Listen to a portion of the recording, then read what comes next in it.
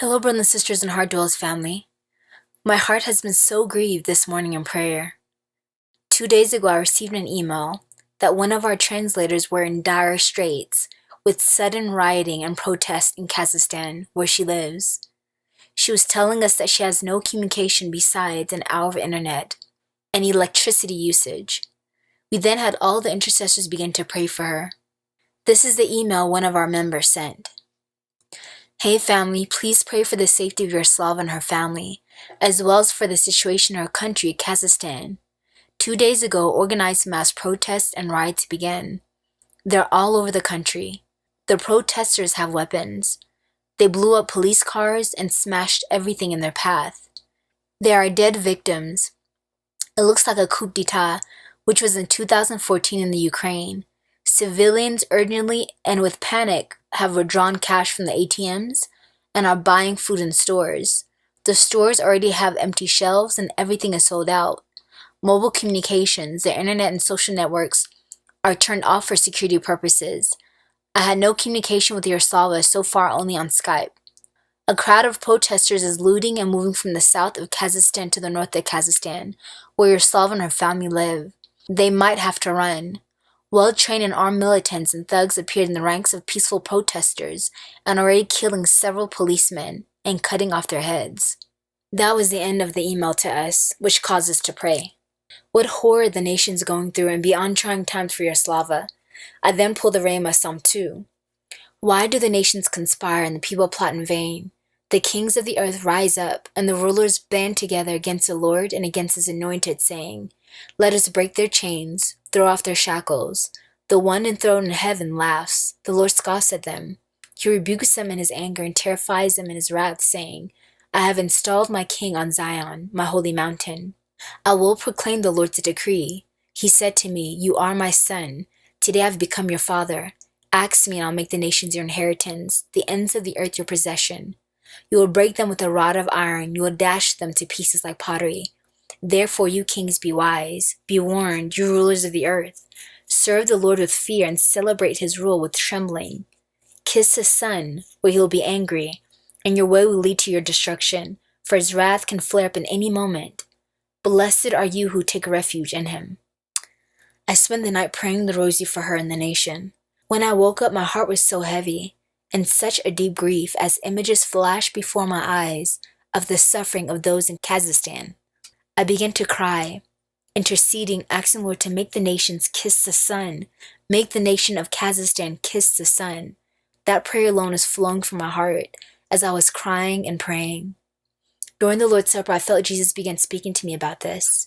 Jesus began, All that you're suffering is for the many souls that are perishing. It is so many, my beloved little one, so many. The pain in the heart of the Father is beyond imagining. Hence, that is why you felt such grief today.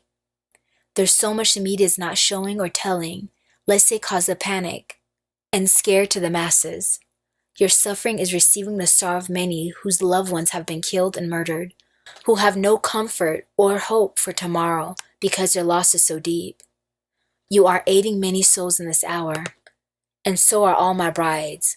Please pray for that nation. The situation is very bleak, even from my vantage point. Do not concern yourself with the war of your beloved one. And here he's talking about Yaroslava and my beloved ones in that nation. And here he's talking about believers. I've sent legions of angels now to protect and cover them. But this is indeed a forecast that will soon come in your nation. This did not happen overnight, but it is a well thought out execution and plan by those who continue to undermine my sovereignty and want the New World Order in place. This is one of many nations that will have civil war and unrest this year. This is only the beginning. Please pray for the poor and the innocent ones. Some of the protesters are going along because they want to see genuine change in their government, not realizing there are infiltrators among them to lure them out and kill them. When the electricity goes out, it is when it's the worst. For in darkness, darkness reigns. Heinous acts and murders are done. The best thing is for people to stay in their homes and to pray. Pray the traitors will be routed out. The militants posing as civilians will be exposed. Pray for the leadership in the government to be sensitive to my leading and all those in the New World Order agenda will be removed. Pray for the innocent protesters, that many would hear my voice in their conscience and flee when it gets dangerous. Pray for the murderers to be convicted, repentant, and turn to me. Pray for those who are not ready, and the many that have already met with an unexpected death. Pray for their salvation by crying out for mercy continuously, and pray the Mother of Mercy Chaplet for all of those in the nation, and pray for my beloved ones, believers in that nation, to not fear, cling to me, that all despair and paralyzing fear would be removed, and that they would pray for my will to be done in this situation and in this nation, for I am in control of all things, and will use this for my good. That was the end of Jesus' message. I then asked one of our Heart Dwellers Ghana family members who is in Russia and sent us the email about Yaroslava to please find out intel of what is going on, because she can communicate with her only on Skype for about an hour. And this is what she told me. The president of Kazakhstan has officially asked for help from the CSTO, Collective Security Treaty Organization, to restore order in the country. One of the members of the CSTO is Russia and other neighboring countries. The CSTO, Russia and other neighboring countries have sent peacekeeping troops there to resolve the situation. And this is an update on January 6th. The Taliban is monitoring the situation in Kazakhstan and encouraging the parties to engage in peaceful dialogue, TASS reports. The Taliban for a peaceful solution to the situation in Kazakhstan. This is strange, she says. Perhaps the trained militants involved in the robbery and assassinations in Kazakhstan are from the Taliban? And here Yaroslava writes, they turn on the internet for an hour a day. I can't communicate for a long time because I don't know when it'll be turned off.